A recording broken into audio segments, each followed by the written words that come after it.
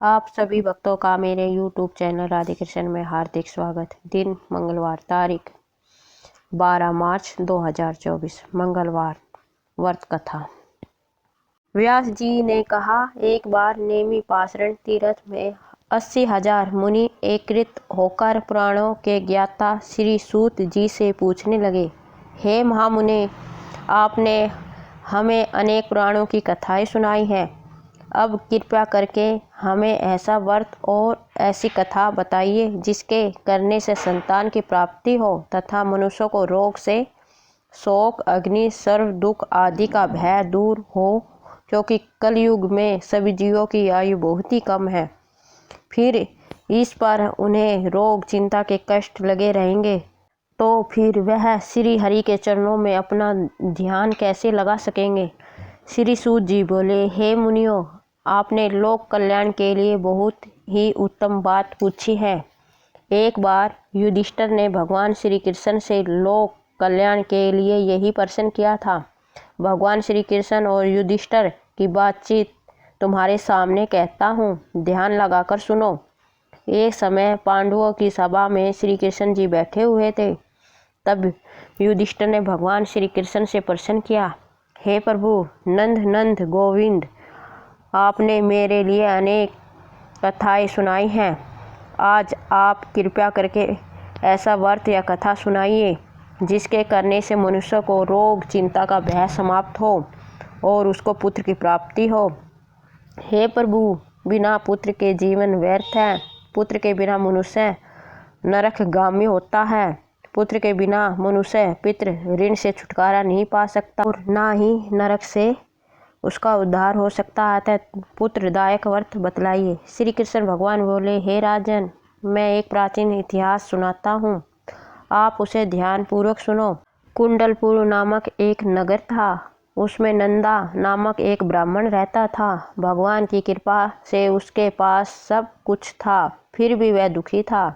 इसका कारण यह था कि ब्राह्मण की स्त्री सुनंदा के कोई संतान न थी। सुनंदा पतिव्रता भी थी और भक्तिपूर्वक श्री हनुमान जी की आराधना किया करती थी। मंगलवार के दिन व्रत करके अंत में भोजन बनाकर हनुमान जी का भोग लगाने के बाद स्वयं भोजन करती थी। एक बार मंगलवार के दिन ब्राह्मणी गृह कार्य की अधिकता के कारण हनुमान जी का भोग न लगा सकी, तो इस बार उसे बहुत दुख हुआ। उसने कुछ भी नहीं खाया और मन में यह प्रण किया कि अब तो अगले मंगलवार को ही हनुमान जी का भोग लगाकर अन्न जल ग्रहण करूंगी। ब्राह्मणी सुनंदा प्रतिदिन भोजन बनाती, श्रद्धापूर्वक पति को खिलाती, परंतु स्वयं भोजन नहीं करती और ही मन हनुमान जी की आराधना करती थी। इसी प्रकार 6 दिन गुजर गए और ब्राह्मणी सुनंदा अपने निश्चय के अनुसार भूखे प्यासी निराहार रही। अगले मंगलवार को ब्राह्मणी सुनंदा प्रातःकाल ही बेहोश होकर गिर पड़ी। ब्राह्मणी सुनंदा की इस असीम भक्ति के प्रभाव से श्री हनुमान जी बहुत ही प्रसन्न हुए और प्रकट होकर बोले, हे सुनंदा, मैं तेरी भक्ति से बहुत खुश हूँ, तू उठ और वर मांग। सुनंदा अपने आराध्य देव श्री हनुमान जी को देखकर आनंद से विभोर हो उठी और श्री हनुमान जी के चरणों में गिरकर बोले, हे प्रभु, मेरी कोई संतान नहीं है, कृपया करके मुझे संतान प्राप्ति का वरदान दे, आपकी अति कृपा होगी। श्री महावीर जी बोले, तेरी इच्छा पूर्ण होगी, तेरे एक कन्या पैदा होगी, उसके अष्टांग प्रतिदिन सोना दिया करेंगे। इस प्रकार कहकर श्री महावीर जी अंतर्ध्यान हो गए। ब्राह्मणी सुनंदा बहुत हर्षित हुई और सभी समाचार अपने पति से कहा। ब्राह्मण देव कन्या का वरदान सुनकर कुछ दुखी हुए, परंतु सोना मिलने की बात सुनी तो बहुत प्रसन्न हुए। विचार किया कि ऐसी कन्या के साथ मेरी निर्धनता भी समाप्त हो जाएगी। श्री हनुमान जी की कृपा से वह ब्राह्मणी गर्भवती हुई और 10वें महीने में उसे बहुत ही सुंदर पुत्री प्राप्त हुई। यह बच्ची अपने पिता के घर में ठीक उसी तरह से बढ़ने लगी जिस प्रकार शुक्ल पक्ष का चंद्रमा बढ़ता है। 10वें दिन ब्राह्मण ने उस बालिका का नामकरण संस्कार किया। उसके कुल पुरोहित ने उस बालिका का नाम रत्नावली रखा, क्योंकि यह कन्या सोना प्रदान किया करती थी। इस कन्या के पूर्व जन्म में बड़ी ही विद्वान से मंगलदेव का व्रत किया। रत्नावली का अष्टांग बहुत सा सोना देता। उस सोने से नंदा ब्राह्मण बहुत ही धनवान हो गए। अब ब्राह्मणी भी बहुत अभिमान करने लगी थी। समय बीतता रहा। अब रत्नावली 10 वर्ष की हो चुकी थी। एक दिन जब नंदा ब्राह्मण प्रसन्नचित्त था, तब सुनंदा ने अपने पति से कहा, मेरी पुत्री रत्नावली विवाह के योग्य हो गई है, अतः आप कोई सुंदर तथा योग्य वर देखकर इसका विवाह कर दें। यह सुनकर ब्राह्मण बोला, अभी तो रत्नावली बहुत ही छोटी है। तब ब्राह्मणी बोली, शास्त्रों की आज्ञा है कि कन्या 8वें वर्ष में गौरी, 9 वर्ष में रोहिणी, 10वें वर्ष की कन्या रजस्वला हो जाती है। गौरी के दान से पाताल लोक की प्राप्ति होती है, रोहिणी के दान से वैकुंठ लोक की प्राप्ति होती है, कन्या के दान से इंद्रलोक में सुखों की प्राप्ति होती है। अगर हे पतिदेव रजस्वला का दान किया जाता है तो घोर नरक की प्राप्ति होती है। इस पर ब्राह्मण बोला, अभी तो रत्नावली मात्र 10 ही वर्ष की है और मैंने तो 16 साल की कन्याओं के विवाह कराए हैं, अभी जल्दी क्या है। तब ब्राह्मणी सुनंदा बोली, आपको तो लोभ अधिक हो गया है। लगता है शास्त्रों में कहा गया है कि माता पिता और बड़ा भाई रजस्वला कन्या को देखते हैं तो वे अवश्य ही नरकगामी होते हैं। तब ब्राह्मण बोला, अच्छी बात है, कल मैं अवश्य ही योग्य वर की तलाश में अपना दूत भेजूंगा। दूसरे दिन ब्राह्मण ने अपने दूत को बुलाया और आज्ञा दी कि जैसी सुंदर मेरी कन्या है वैसा ही सुंदर वर उसके लिए तलाश करो। दूत अपने स्वामी की आज्ञा पाकर निकल पड़ा। पंपई नगर में उसने एक सुंदर लड़के को देखा। यह बालक एक ब्राह्मण परिवार का बहुत गुणवान पुत्र था। इसका नाम सोमेश्वर था। दूत ने इस सुंदर एक गुणवान ब्राह्मण पुत्र के बारे में अपने स्वामी को पूर्ण विवरण दिया। ब्राह्मण नंदा को भी सोमेश्वर अच्छा लगा और फिर शुभ मुहूर्त में विधिपूर्वक कन्यादान करके ब्राह्मणी संतुष्ट हुए। परंतु ब्राह्मण के मन में तो लोभ समाया हुआ था। उसने कन्यादान तो कर दिया पर वह बहुत दुखी था। उसने विचार किया कि रत्नावली तो अब चली जाएगी और मुझे इससे जो सोना मिलता था वह भी अब नहीं मिलेगा।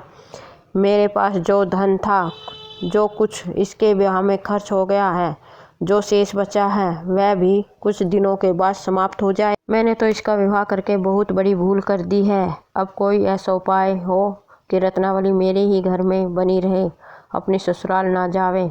लोभ रूपी राक्षस ब्राह्मण के मस्तिष्क में छाता जा रहा था। रात भर अपनी शैया पर बेचैनी से करवट बदलते बदलते उसने एक बहुत ही क्रूर निर्णय लिया।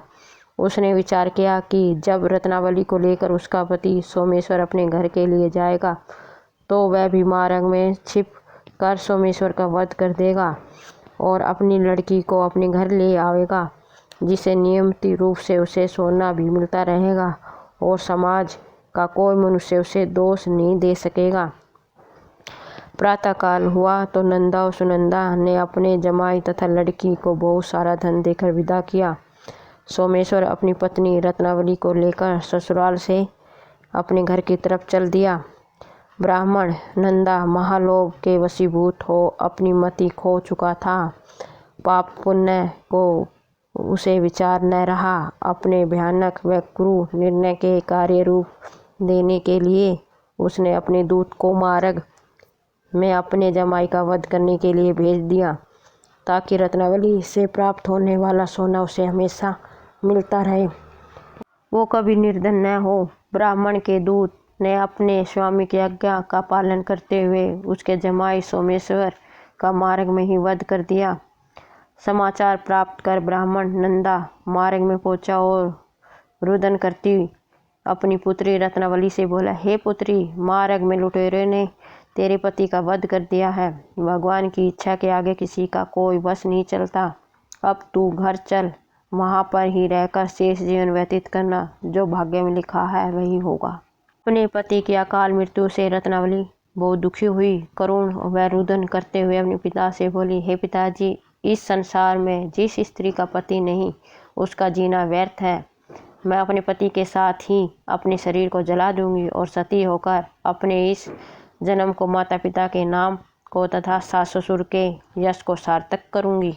ब्राह्मण नंदा अपनी पुत्री रत्नावली के वचनों को सुनकर बहुत दुखी हुआ। विचार करने लगा, मैंने व्यर्थ ही जमाई वध का पाप अपने सर लिया। रत्नावली तो उसके पीछे अपने प्राण तक देने को तैयार है। मेरा तो दोनों तरफ से ही मरण हो गया। धन तो अब मिलेगा ही नहीं। जमाई वध के पाप के फल स्वरूप यम यातना भी भुगतनी पड़ेगी। यह सोचकर वह बहुत दुखी हुआ। सोमेश्वर की चिता बनाई गई। रत्नावली सती होने की इच्छा से अपने पति का सिर अपनी गोदी में रखकर चिता में बैठ गई। जैसे ही सोमेश्वर की चिता को अग्नि लगाई गई, वैसे ही प्रसन्न हो मंगलदेव वहां प्रकट हुए और बोले, हे रत्नावली, मैं तेरी पति भक्ति से बहुत खुश हूँ, तू वर मांग। रत्नावली ने अपने पति का जीवन दान मांगा। तब मंगलदेव बोले, रत्नावली, तेरा पति अजर अमर है, यह महाविद्वान भी होगा और इसके अतिरिक्त तेरी जो इच्छा हो वर मांगो। तब रत्नावली बोली, हे ग्रहों के स्वामी, यदि आप मुझ पर प्रसन्न हैं तो मुझे यह वरदान दीजिए कि जो भी मनुष्य मंगलवार के दिन प्रातःकाल लाल पुष्प लाल चंदन से पूजा करते उस आपका स्मरण करे, उसका रोग दूर हो, स्वजनों का कभी वियोग न हो, सर्प अग्नि तथा शत्रुओं का भय न रहे। जो स्त्री मंगलवार का व्रत करे वह कभी विधवा न हो। मंगलदेव तथास्तु कहकर अंतर ध्यान हो गए। सोमेश्वर मंगलदेव की कृपा से जीवित हो उठा। रत्नावली अपने पति को पुण्य प्राप्त कर बहुत खुश हुई और मंगलदेव का व्रत प्रत्येक मंगलवार को करके व्रतराज और मंगलदेव की कृपा से इस लोक में सुख भोगते हुए अंत में अपने पति के साथ स्वर्गलोक को गई। जय श्री राम, जय हनुमान। एक ब्राह्मण दंपति के कोई संतान न हुई, जिसके कारण पति पत्नी दुखी थे। वह ब्राह्मण हनुमान जी की पूजा हेतु वन में चला गया। वह पूजा के साथ महावीर जी से एक पुत्र की कामना प्रकट किया करता था। घर पर उसकी पत्नी मंगलवार व्रत में पुत्र की प्राप्ति के लिए किया करती थी। मंगल के दिन व्रत के लिए अंत में भोजन बनाकर हनुमान जी को भोग लगाने के बाद स्वयं भोजन ग्रहण करती। एक बार कोई काम आ गया जिसके कारण ब्राह्मणी भोजन न बना सकी। तब हनुमान जी का भोग भी नहीं लगाया। वह अपने मन में ऐसा प्रण करके सो गई कि अब अगले मंगलवार को हनुमान जी का भोग लगाकर ही अन्न ग्रहण करूंगी।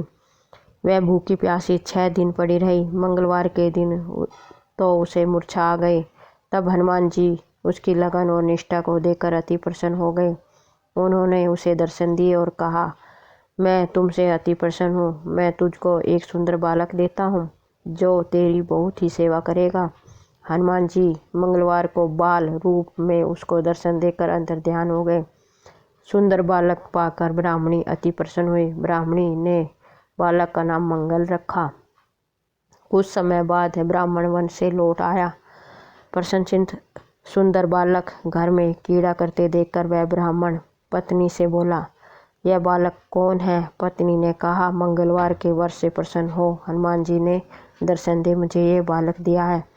पत्नी की बात छल भरी जान उसने सोचा, यह उल्टा है, अपनी कुस्ता छुपाने के लिए यह बात बना रही है। एक दिन उसका पति कुएं पर पानी भरने चला तो पत्नी ने कहा कि मंगल को साथ ले जाओ। वह मंगल को साथ लेकर चला गया और मौका देखकर मंगल को कुएं में गिरा दिया।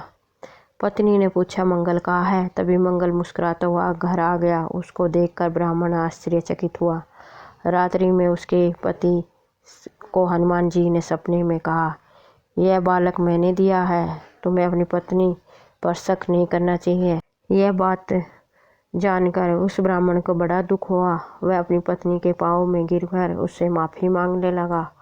फिर मंगल को अपने हृदय से लगाया और जीवन भर आनंदपूर्वक जीवन व्यतीत करने लगा। जो मनुष्य मंगलवार व्रत कथा पढ़ता अथवा सुनता है और नियम से व्रत रखता है, उसके ऊपर हनुमान जी की कृपा सदैव बनी रहती है। उसके सब संकट दूर हो जाते हैं। बोलो जय श्री राम, जय हनुमान।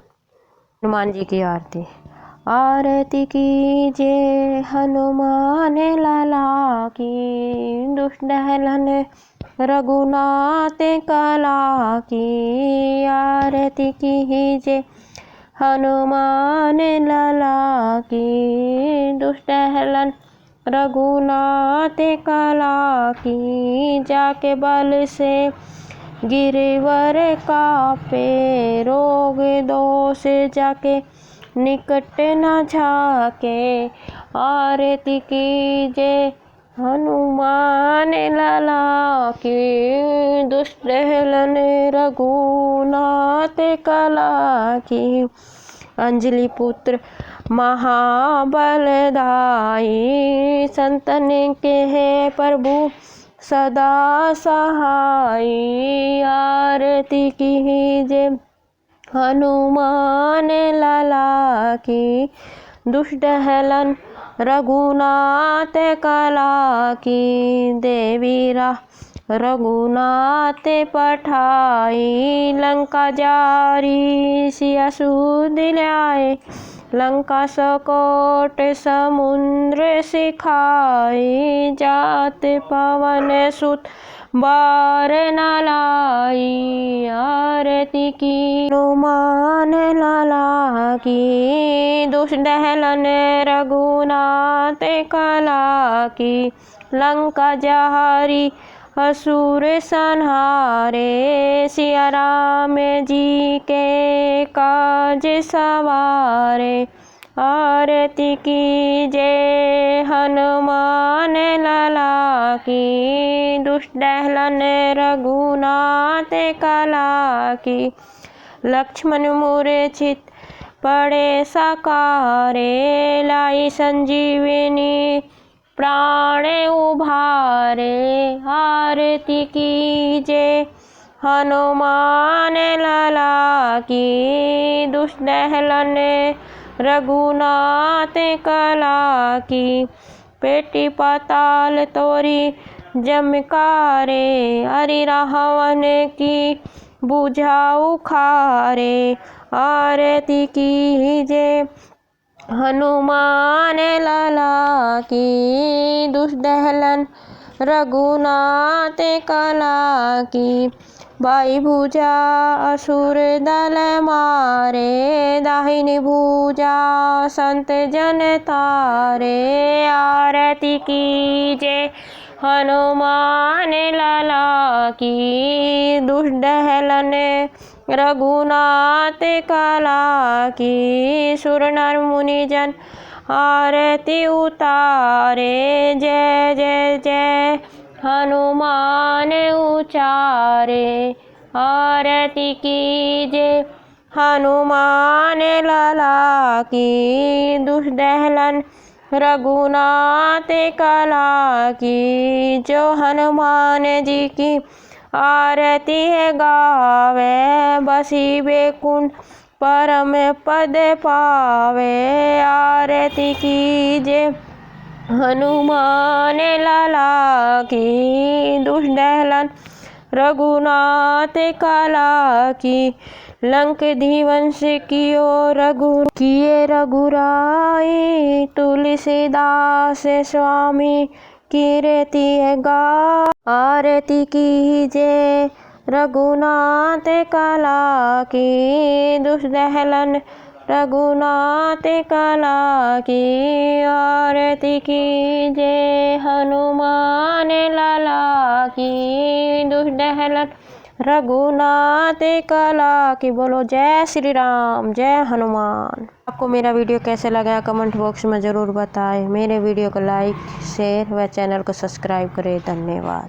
जय श्री राम, जय हनुमान।